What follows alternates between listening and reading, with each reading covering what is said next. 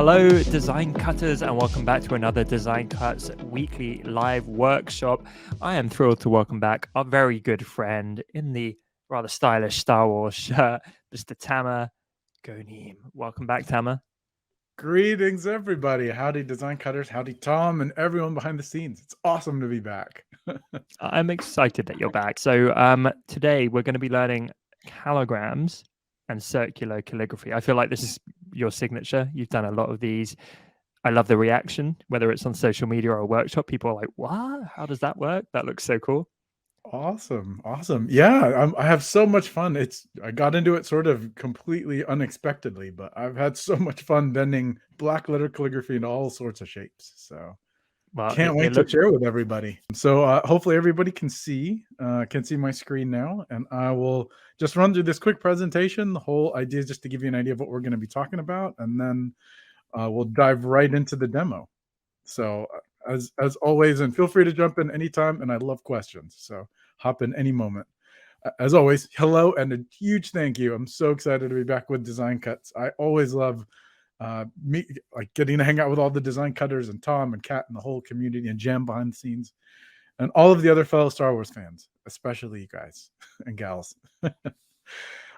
So my goal always, I always just like to include this at the beginning, is to make this one of the most valuable and informative workshops you've ever participated in. So like I said, I encourage questions. Ask me absolutely anything along the way, interrupt no matter what. I'm happy to answer, and I'll be completely honest and show you everything I can in the time that we've got today.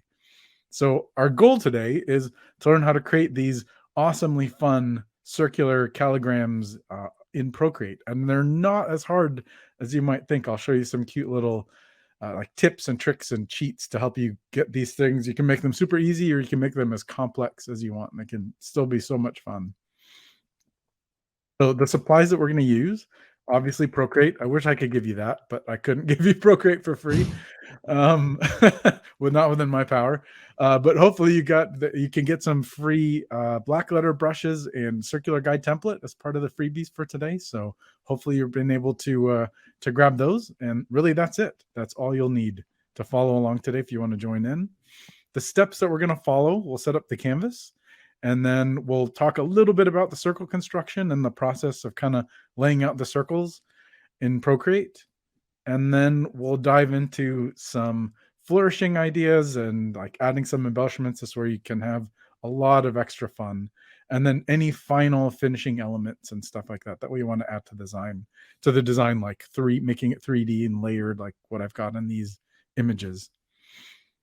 So with that's basically everything from an introduction. Let's have some fun, if that sounds okay to everybody. It sounds incredible. Awesome. So I'm going to switch to my overhead view. Hopefully everybody can see. And I do have my little Darth Vader for the fellow Star Wars fans, if anybody just rubbing it in now. I know. Because they're great movies. They're just great movies. Everybody should see them. I've been in the Star Wars since I was a kid, so that's why it's like a part of my life now. Well, I'll keep him nearby. You guys let me know if you need a visit from Darth Vader. He'll be close by. For now, I'll just have plans.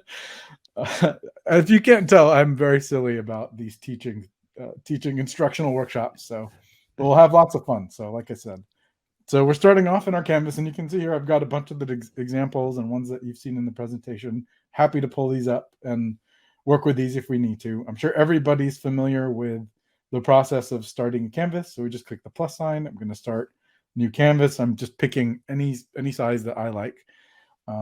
So you can customize it however you want. And I can get into that if anybody has questions. And then the first thing that I'm going to do, because I kind of like working in black backgrounds, feel like it adds a whole air of mysteriousness and like just gives it a cool look, is I just turn the background color black. So just tapped on the background, and then I can move my little pointer here anywhere. So I'm just going to select black. Okay. Now we've got a cool black background to work with. Now I'm going to pick my new layer. You'll have to have this one because it's the first layer. And then the first thing I'm going to do is add one of the template guides. So if I click on the wrench and then insert, I'm going to insert a file. You could have done it as a photo if it was in your photo stream, but I'm going to just do a file. And then these are all of the guides that are included, or some of them actually, there's several more that are included in the Circle Calligraphy Circles on Steroids product. But so I'm just going to pick one of these, or you can use the free one. And there's really no magic to picking these. I'm just going to pick one that looks like it's got some good space for lettering, because I'm just going to do one circle to start with this one. So maybe we'll start with this one. And then I'll size it up to roughly the size that I want, just by kind of clicking on the corners here and dragging. And the nice thing about working with a circle is if you end up rotating it, it doesn't really matter because it's a circle, right? So no issues there. So I'm just going to size it to roughly where I want it on screen, and you can center it, or as you might have seen with some of the examples, I'll put it off to the side sometimes. So you can put it wherever you think you'd want to work with it. We'll just stick with this one right here for now. So these guides, including the free template, they have a lot of additional guides included. So the first thing I'm going to do is, because these guides, the lines are black, I'm just going to invert this layer just so that I can see the guide. So I just tap on the layer and then tap invert, and now I can see all of my guidelines much more clearly. And hopefully these are coming through on the stream as well. Yeah, they definitely are. Okay, Nice and clear. Great. So the next thing is now really just to start laying out our design. So the key here is I'm going to start with a black letter brush, and like we talked about before, you've got hopefully a free black letter brush that you can use. I'll be just starting with one from my marble pack, and I'm working on a new set of brushes too. I'm happy to show those soon, because I want to get those in with DC here very soon. But for now, we'll start with a marble pack. And I'm just going to show a couple of concepts here to start. So as we start to lay out our circle, the key here, and I'm just going to start with a big brush, so it's blatantly obvious. So I'm writing in red, right? I'm going to undo. I'm just going to hide the guide for now, just to make sure this is clear. So the guide, this brush that I'm using, it's a 45-degree angle. So the top line of the brush here is at a 45-degree angle, and it will stay at that angle based on the settings, the way the brush is configured, even if I rotate the canvas. So if I rotate the canvas 90 degrees, I still get that 45-degree angle, right? So as I keep going around the brush, and even any little interim angle, I'm still getting that 45-degree angle relative to how the screen is laid out. So the key here is just basically to keep turning the canvas. So I'm gonna draw a line, and I can just kind of pick a size that I like, depending on how wide the letters I want them to be. And in some of the guides, I'll even have like a helpful dotted line here too that you can use to size the brush. I can kind of show that at the end, but I just want to get the point across with actually writing the letters. So if I pick 20, that may be okay. So all I'm basically going to do is I'm just going to start writing a couple of letters. Like if I write the letter B, this is pretty tall, so I might make the brush a little bigger. Okay, so I'll make sure I'm on a new layer. So if I write the letter B like this, so this is my black letter B. Now all I need to do is just turn the canvas a little bit, right? And I'm using these guidelines here. Hopefully you can see them. They're faint on the screen. I can brighten up a little. Yeah, we can. Yeah. Okay, perfect. They're just about showing. Okay, perfect. I can brighten it up if that helps. But we're just going to use these to kind of keep track of where vertical is, right? Where vertical is on the canvas. And then as I rotate the canvas and keep writing letters, the letters will keep moving around with me in the circle. So I'll start lettering something, and then hopefully you'll see what I'm talking about. So we'll pick what probably is one of Tom's favorite quotes. I'll go Harry Potter, since we're in the Harry Potter anniversary year, right? So how many franchises can we dip into in one workshop? I'll try to get them all in here. So we'll use like, I solemnly swear that I'm up to no good. That's always a fun quote, right? That's a good one. So I'll start with an I. Okay, so I'm just going to write out a black letter I. And if you need some help with how to write the letters, the black letter instructional toolkit that's also in the DC shop, those have complete instructions. and templates and guides that you can use for lettering every letter in the alphabet, capitals and lowercase. So I'm just going to start here. And as you can see, I'm just slightly rotating the canvas to kind of keep my vertical straight up and down aligned with my screen. So if I do the S now, I always have that problem with the pad of my hand. So if I do the S, just start a little bit below, and we can have all sorts of fun with S's. Maybe I'll come down so I can give myself some room for some fancy flourishing afterwards. So I'll build, there's my S, and then I'll keep going around. So I just keep going around like this, and just keep rotating the canvas, roughly every letter, depending on the size of the letters that you're writing. Okay, so there's an L. I'm just moving it and rotating. Can everybody see what's happening? And then I'm just going to keep building my design in the circle. And I don't intend, I don't have to, depending on time, work my way all the way around. So all I'm doing, just writing the letters, forming them in individual strokes, right? There's solemn. If I can spell it right, I think there's an N next. My spelling is always subject when I'm doing these, especially while talking and working at the same time. So I solemnly. Next, it's a silent X, right? There's a silent X. Yeah, and calligraphers all love the letter X so much. Sneaky. Whoever suggested that sneaky suggestion for the silent X. So solemnly. So I'm just going to keep working around, and then I'll show you here in a second how it starts to build. And you can tell I'm just writing these, and it's okay. Maybe if a line doesn't exactly match the angles, we're just kind of going for an overall effect here, right? So I've just written I solemnly, and you all got this, you saw me build this, and you see how we've already kind of built this quarter of a circle so far. Very cool. Yeah, so it's really just a matter of working your way all the way around. Okay, so maybe we may have time. I'll keep going a little bit, and then if we start to run out of time, I'll jump into something else. So I solemnly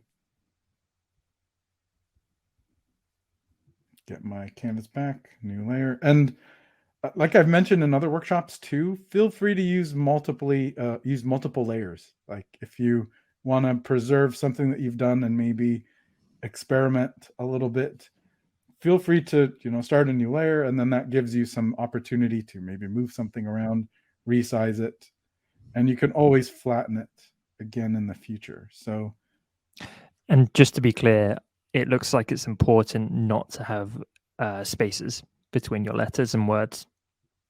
I'd say honestly that's up to whoever. It's up to you and your design. I kind of like not having too much spacing between them, because I like to have that complete circle look. I feel like if I have a bunch of gaps, it might break that just visual illusion of the design a little bit, or not really illusion, but just the visual circleness, if that's a word.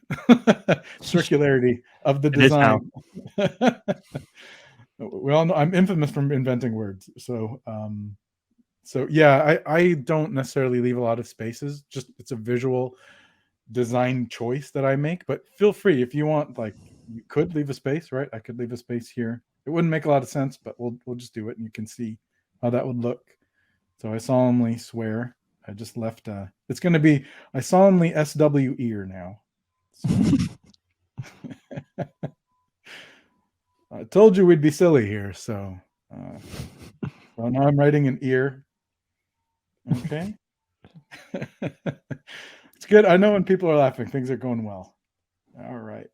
And again, as you can tell, I'm just rotating the canvas bit by bit. And I'm sticking with trying to finish this one with you because I want you to see that you can absolutely create this yourself.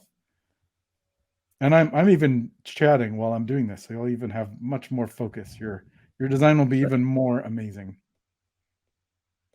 So there, and I'm just moving fast now, just to hopefully. So what? I'm just trying to follow the letters there. So after swear or ear, yeah, and then that's a T. So One thing that I usually do is I'll leave kind of these big flourishy designs for the end for T's and stuff like that. Yeah. Because Okay. it gives me an idea of what the kind of space that I'm working with. That's a great question and a great tip. I'll often just leave the crosses on T's, finishing out the bottoms on an S like I did over here for the very end, because then I can kind of see how everything lays out visually and add, maybe for a T, just for the little crossbar, maybe I just want a little one, just a little thing like that, right? Sure. Or maybe I want this super fancy big flourish. So if I'd written this and there was a big space here, then I know maybe I could get really crazy with the flourishes. But if I don't have a lot of T, if it was T and then F or F around here, based on the context of the lettering, I may just keep it really tight and small like that. So that's a great point. Get my pen back. I. Okay, and hopefully some folks are following along too. Mm-hmm.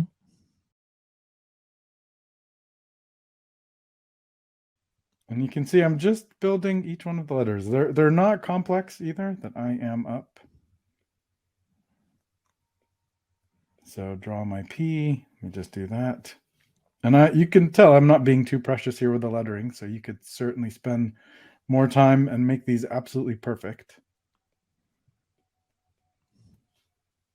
Let's give this one a big fancy flourish. There we go, right? Because we're in calligraphy, we like things to be fancy, right? So we'll do the K. And again, in the black letter, the lowercase or uppercase, minuscule or majuscule, if you want to be fancy. In that product, I walk through constructing every one of these letters step by step. And then, again, with this design, I'm not worried too much about fitting the entire quote in here. But you can tell here, we've already gone and we've made our full circle. And I went through that quickly. And I think it's already looking pretty good. And I can come in now. What I'll usually do in the next step. So let's just say first I combined these, or I did a bunch of separate layers, right? So this gives me the ability to move things or whatever. But if I don't like that and I just want to combine them, you can just pinch the two layers together and now they're all one single layer. So you have the flexibility if you want to work on separate layers or if you want to combine them back into one. Another thing that you can do, if I undo that, undo merge layers. So if you want to maybe keep the flexibility but still have them on one layer, one thing I'll often do is group them, duplicate the group. Now I've preserved my initial layers and then just combine these two. And grouping them just makes it easier if you've got like 20 layers that you want to duplicate rather than duplicating each individual one. You just left swipe and delete and then merge them. Okay. So we've got our basic design now, right? And now what I usually do is I go in and add some more finishing. I call them like finishing elements. So I'll grab my same brush again, and I might do these on a different layer just to decide if I want to keep them or not later, or have the ability to erase them. So maybe I finish this S down here, and sometimes I'll even go in and add just these little accent marks in the middle, and that just gives the letters a little bit more of a point, a more Gothic, angular type of a look. So I'll just go around in the circle and just add these little elements. I don't have to do all of them here, but it adds a lot though, actually. It really does. I feel like it does, and it's you can tell it's such a small thing, right? Like I'm just going in and adding a diagonal element there, and it just gives it a little bit more weight as you work with the entire design. Would it be better to do the text on a circular path so you can get the words to fit correctly and then just add a distressing effect with a brush afterwards? I haven't done too much with actually doing it on a path. If you're talking about like actually laying it out on a path in Procreate, I'm actually not sure that I'm not aware that Procreate can do lettering on a path. Maybe just something that I'm not aware of. Yeah, let us know. Chris. Because I know you can do that in Illustrator and programs like that, but I hadn't seen that in Path. But I find for me, it's just because sometimes the path, like you'll have to tweak like some of the spacing between the letters. So Mhm. it may not work quite as well, because sometimes, I'll show an example. So a letter like A, right, is contained to kind of a specific box. If I just try to grab maybe like a pencil, so can be constrained, sorry, to a box like this. But if I work with a letter like R, so let me go back to the marble brushes. I think that's the one I was using. A letter like R. So if I did the letter A and then I wanted to write a T next to it, it looks very natural, like that, just leaving like a reasonable space. But a letter like R, if Mhm. I leave too much space next to it, which sometimes, if you use a path tool, it'll just do a uniform spacing between letters. This looks Right. weird because the R has so much. Let me go back to my technical pen. So the R has so much space in here that sometimes it looks a bit off, and it Mhm. might look better if I actually, let me get my brush, if I actually put that T right next to the R instead of leaving a space. Yeah, I think Oh. that's a great answer, really. And Chris is saying, you could technically do it in Illustrator and import it into Procreate, but I think between you and Pam also made the distinction that can take away from the hand lettering craft aspect of it. And I think that's kind of what you're saying, right? It's not doing it Yeah, in a formulaic way or necessarily the most efficient way. It's trying to get that authentic hand drawn black letter. right, exactly. And my experience, that's often used with fonts and stuff like that too. So we're literally hand lettering every single letter. So so I kind of like this. There's one more comment from Lucia, basically talking about the legibility, Hmm. and I wonder if you could speak to that, because I know these calligrams, they're often not the most legible, but from my understanding, that's not really the intent, right? It's more of an abstract piece of art that looks really interesting and kind of has hidden messages within it. Yeah, that's exactly right. That's exactly right. So this is where I just encourage people. It's really about your art, right? If you want it to be very legible, you could certainly space the words out more and make the letters more legible, keep them more consistent. But especially if you're putting something in a circle, sometimes you're just going to inevitably lose the legibility, because you're like, it's a circle. It's not as clear where to start and stop, especially if you don't leave as many spaces. So Mhm. me personally, I just like doing it in this style. So I would consider it a stylistic preference.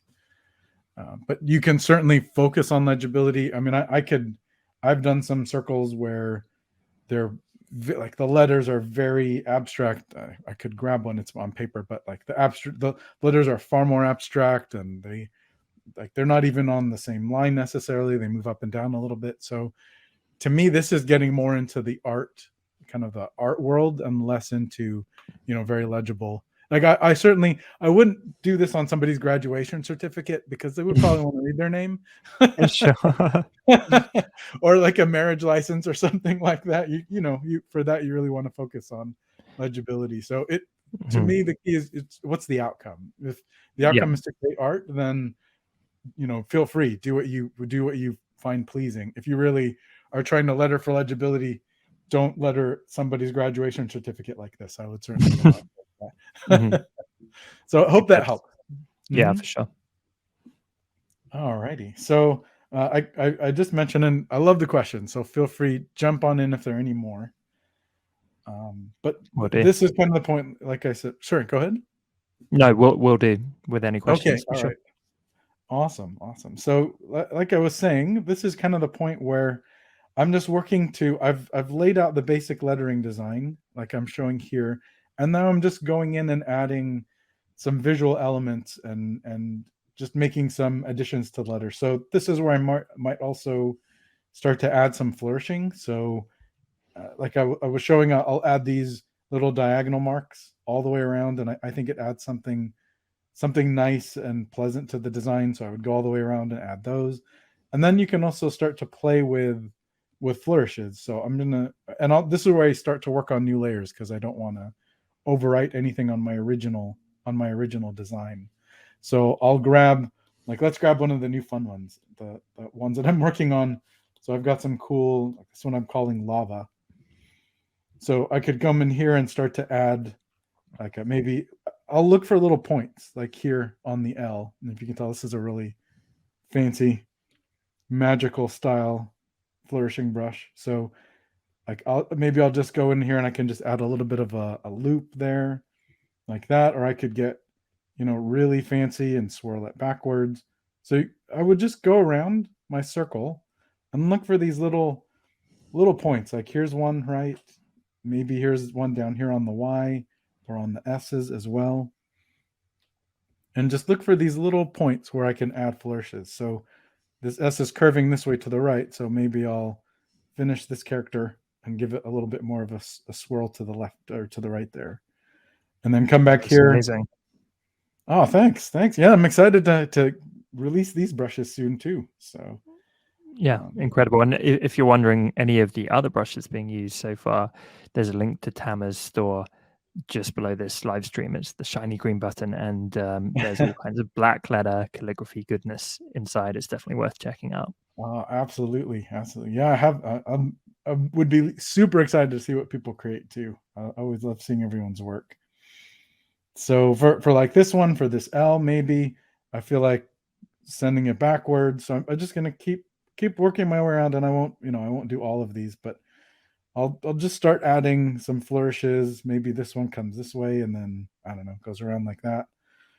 So I probably wouldn't finish that way, but you get the idea, right? Of you can just work your way around the circle and add all of these fancy flourish lines and other additions and things like that. You could even, something that I do a lot of as well is go in and add, let me grab just a simple technical pen. You can add like these little outlines. I do these a lot into the centers of letters. You can change the color.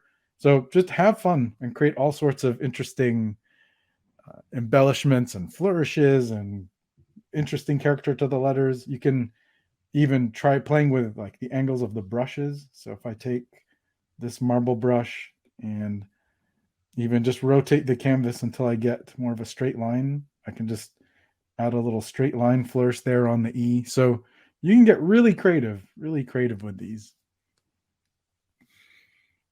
All right. So now let's talk about how we can make this look even more fun. So one thing that I can do, I'll start by showing how to do the layered effect, and then we can start playing with like embellishing the letters and adding more effects and stuff like that to them. So the first thing that I'm going to do, just like I was showing before, because maybe I want to preserve all of these intermediate steps that I had, I'll just group all of these again and then duplicate the group. And then for me, just helps keep things concise. And I'm not great about renaming my layers, but certainly it will help you in the long run if you rename your layers. So I'm just going to grab the duplicates that I just made, pull them together. Okay, and then I don't really need my group anymore. So now I'm going to turn off the designs in the back. Now I've got my full design here in the front layer. So the easiest way to do a layered kind of a 3D look is just, this is going to feel like cheating, I know, but you can just duplicate this layer. Okay. This is what I'm telling you. Everybody can do this. You can totally do this. So just duplicate the layer and then just shrink it a little bit, right? So I'm just going to grab my move tool, and I'm just going to shrink it a little bit. Okay. And put it in the background. And I know it looks like a mess right now. Maybe I'll even shrink it even more just to give you the idea, and just kind of look to center it. And then to give it more of a varied look, all I'm going to do is rotate it, right? So I'm going to rotate it until maybe the flourishes line up in an interesting way or something like that. So maybe there's good. Okay. So now I've got a duplicate of it. I rotated it and it's in the background. And now, so this is my one that's smaller. So I'm going to move this layer underneath the previous layer that I had. So maybe I'll rename this one and just call it top, right? And then my layer underneath here is the second one. So one thing that I can do is reduce the opacity. Can you already see this 3D effect starting to happen? Yeah, really cool. So super easy, right? All I did, duplicated this top layer, rotated it, so now it looks like something different is happening underneath, and just changed the opacity. Now to sell even further that it's behind it, I'm just going to grab. I like using these ink spray brushes just because they add a lot of variability. And again, these are included in any one of the black letter brush packs that I have. And I'm just going to grab a black, and I'm just going to. This is going to be really big, so I'm just going to start drawing up here and darkening the outer edge. And you can vary the sizes, but all I'm doing is basically hiding. Yeah, Question? just to be clear, so are you masking there, or like what's going on? I'm not, because it's a black background, I'm not masking, but I could absolutely mask it. So I could turn this into a clipping mask, and then it will only darken those parts of the design that I draw over Got it. underneath. So it's doing a kind of gradient shadow effect for that underlying Yeah, depth. exactly. That's Exactly. cool. And the idea is really just to kind of, I don't really want them to collide as much where this top layer is, right? So I'm just looking to hide it in a kind of a gradient way, but still with some roughness and some texture, organic texture to it, so it looks like it's, so that you can see it. So if I zoom in, right, you can see it's under there. You don't see the letters so much, right? If I turn that layer off and on, there's less Yeah, collision with the layer on top of it. So you can see they're there. They're just a little bit more subtle and hidden in the background. super smart actually. Yeah, subtle, but that adds a lot. Yeah, so it just gives it a little bit of additional shading, and then you can come in, and I like these spatter brushes because they give it some texture, right? So it's not just, if I use where is it? One of the air brushes. I've lost it. So like one of these, you could absolutely use one of these. You'll just tend to get more uniform shading. So sometimes it can look just great, like you can see what I'm doing here, but you can see it also adds just a little bit more of a straight line. So Yeah, that's why I kind of like these texture ink spray type brushes, just because they give a little bit more texture to what you're doing. so just to throw another franchise into this workshop, we started with Star Wars, and then we've got a Harry Potter quote. Visually, this is kind of conjuring like in the fires of Mordor for me. Yeah, I get that a lot. People, Stylistically. it's very, man, we are bringing all, we just need to get Marvel in now. That's it. That's all that's left. Yeah. But yeah, I've been asked sometimes how many Lord of the Rings quotes that I've lettered, and not as many as you might think. But yeah, it's very, I mean, one ring to rule them all, right? Like, here we go. We're very Lord of the Rings. We're drawing rings, we're writing in rings. So That's so good. I hadn't even thought of the ring. yeah, so we're literally in a very Mordor, Lord of the Rings sort of a frame of mind right now. Okay, and then literally you could then just, I mean, I could duplicate both of these since I've even added my shading, right? Maybe this is just more of a reflex for me at this point. So and then I could just merge those into one again, or and then pull it up here. So I'm just reorganizing my layers. I'm going to actually pull it down because I want this one to go underneath. And then I could just, again, scooch this layer in a little bit and add a third, right? So all I have to do here now is reduce the opacity of that one even more. And it may be hard to see, but now can you see, if I zoom in, do you see that really faint one behind it? Just about, yeah. Very subtle. Okay. So yeah, just you could do as many of these as you want, but that gives you that layered sort of a look. And then from here, it's really just about adding to and embellishing the design. So sometimes, like, if I don't want just the solid red, let's keep going with Mordor. I added lava here and stuff from this brush. So we're in Mordor. we've gone all around the world, or all around the fictional universe. We're in the terrifyingly dystopian fires of Mordor with a very cute green succulent just off to the side. I mean, let's bring Vader back just because we need some darkness for that then. So, and apologies, the FaceTime always left to ring at this time. So, okay. So next what I'm going to do, same effect with any one of these spatter brushes, right? Is I'm gonna, so if we're going for the feel of heat, right? We're in, was it Mount Doom? Was that the name of the mountain? I'm not as much of a Lord of the Rings. I think it was Mount Doom. I can also see Dana in the chat, who used to live next to Mordor because it was filmed in a quarry by her house. So she drove past Mordor on the way to work, which is incredible. How cool is that? Oh man, that would be amazing. Okay, so on that theme then, if we're in Mordor, so thinking of heat, right? Heat, you'd go from white hot all the way to, red hot, and so the transitions in the middle there would be white, yellow, orange. So I'm just going to start layering some, we'll just call it, well, we're layering some heat now. So I'm going to do a clipping mask so that I constrain whatever I'm writing now, or whatever I'm drawing, onto my design. And then let's just start with orange.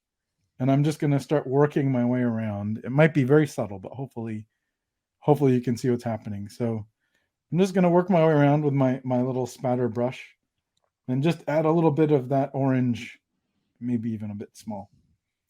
A little bit of that orange to the tip here, right? If I'm assuming the center of the circle is the hottest, right?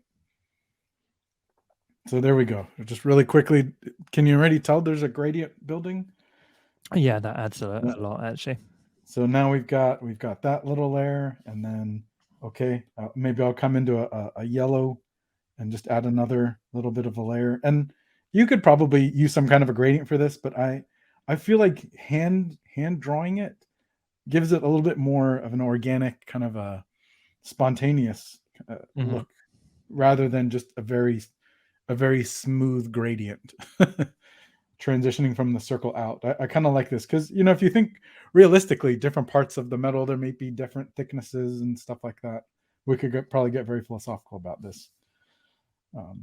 But yeah, there might be just different areas that get more heat than others. Everything's not always perfect, right? So I just went in and picked a brighter yellow, right, for the very tip. And you can see here, maybe it's getting that look of fire. Okay, and then you can just start picking colors you want. I don't usually use pure white just because I feel like I like to have a little bit of color in what I'm doing, and then I might just kind of graze the tips of the brightest spots, like right here maybe, or something like that. The ones that are closest to the middle. And that looks so cool. And just like that, we've given it a fiery gradient transition. Would you mind if I fire a couple of questions at you, Tamer? Oh no, I would love it. So Mario asks, would you have to do the reverse process if you were drawing it analog on paper? So start with the bottom layers in the center and then layer it up. That is absolutely right. I mean, I could walk into my next room and grab and show everybody if we have time, or if you want. Yeah, let's do it. I mean, I could do it right now, but okay, let me give me 2 seconds. I'll go grab something. Sure. Yeah. And I'll show you. I am back. I know it was fast. This is one of the rare times where I actually knew where to find something, which is always nice. So I'll just switch to me really quickly just to show. But yeah, so this is an example on canvas where I did the exact same thing with ink and paper. Wow. So what was mentioned is exactly right. I started with the outer circle, and then I started with the circle or the layer that's furthest to the back, and then worked layers and layers on top of it. Got it. Yeah, stunning. I haven't seen that piece from you, but yeah, incredible. And the eagle-eyed amongst you may see in Tamer's background some more of his artwork. Oh, they're always sneaking back there. If anyone wants to see or is curious about anything, yeah, I'm always happy to share. And those ones were fun. More comic book stuff. Well, now we've worked in DC and Marvel, so yeah, there you go. All right. So We also had a question from Jones Paper Emporium, who asks, if you miss a letter and don't notice till the end, is it difficult to move letters to fit the missing letter? I would say it can be. It can be. It depends on how many layers that you worked with. So let's say, I mean, it's a good question. So let's back all the way up to the beginning. See, this is where it can be helpful sometimes to save your original work. So let's say I left a letter in between these two sections that I worked on, right? Then I could theoretically maybe scale this a little bit and squeeze one letter in there.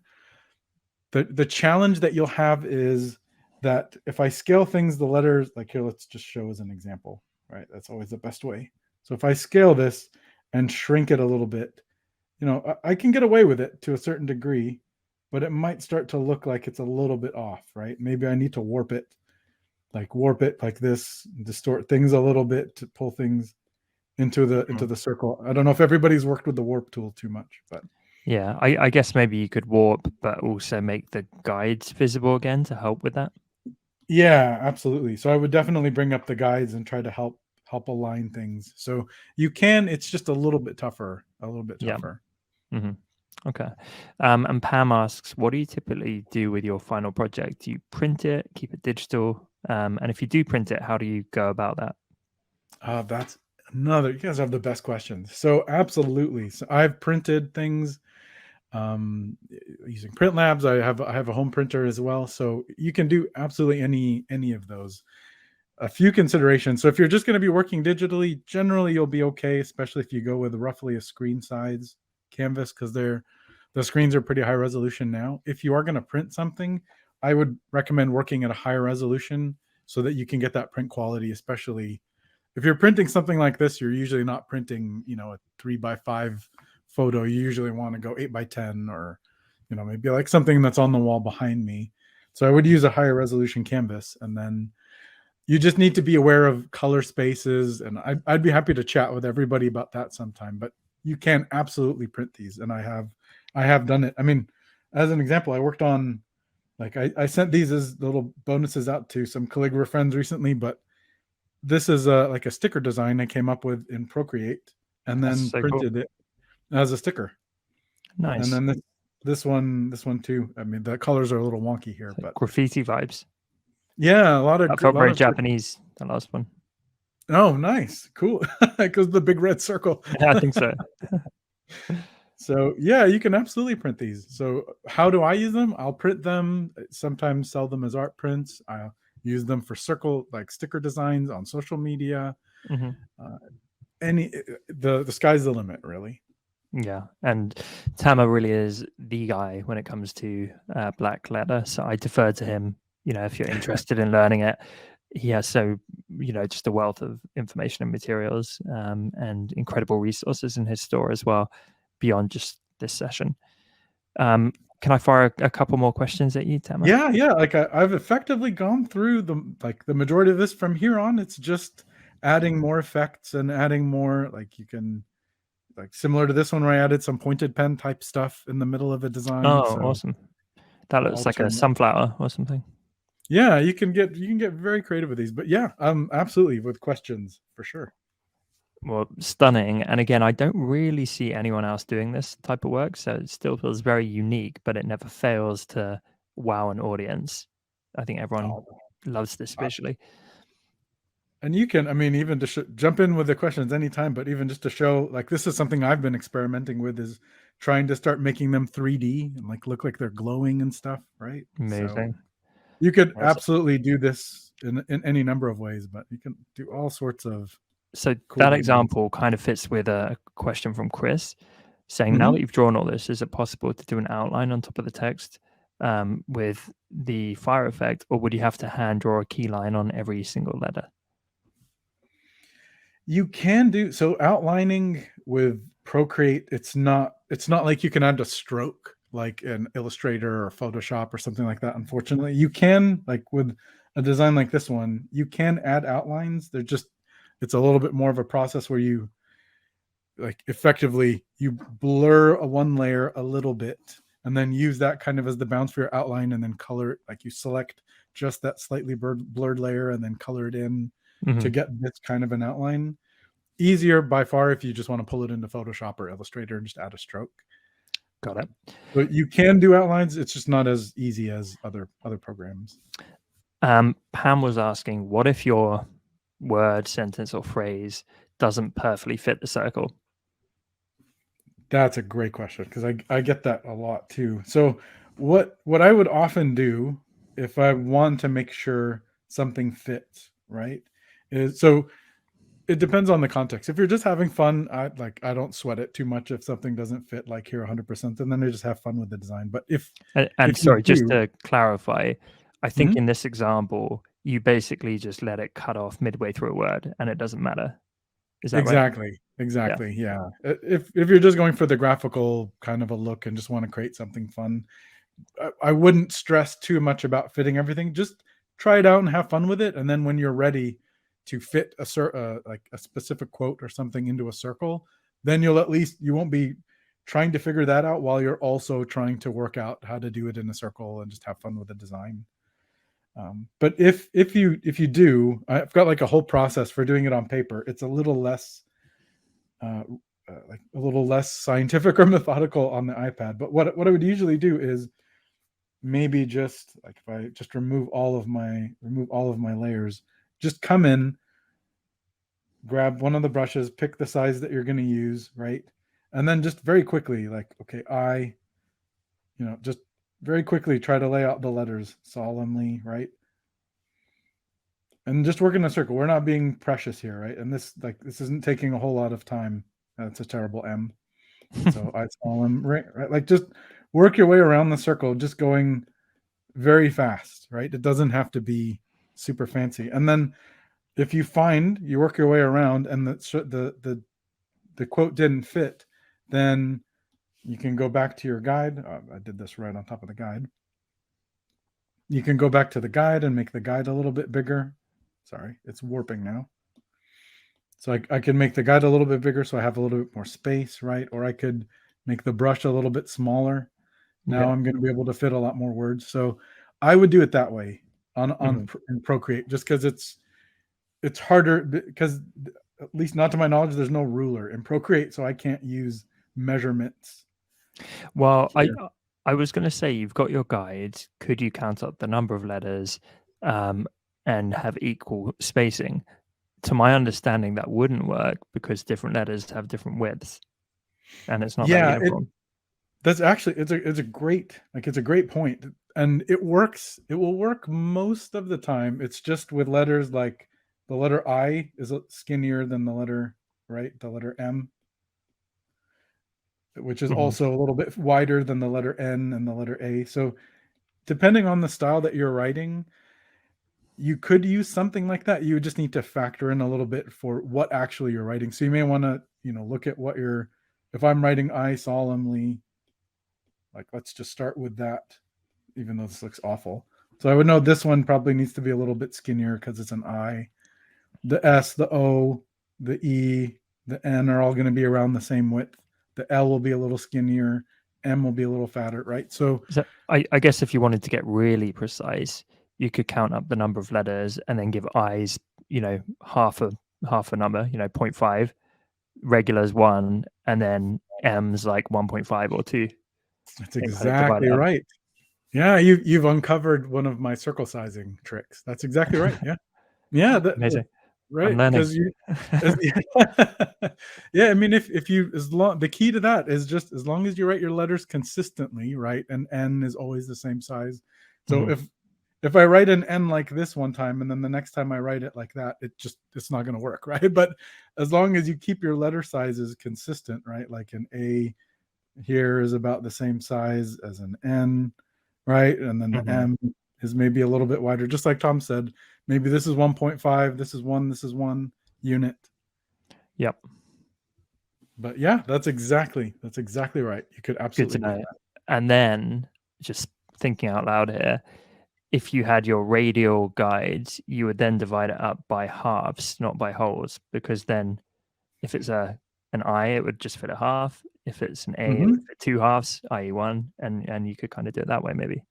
Yeah, that's exactly right. If you want to build a very customized guide, like I said, it all depends on what your outcome is. If you're doing, like, if Nike or somebody calls you and says we need you to build something, you want it to fit in the circle, so you may go with an approach like that where you really lay it out Mhm. very meticulously.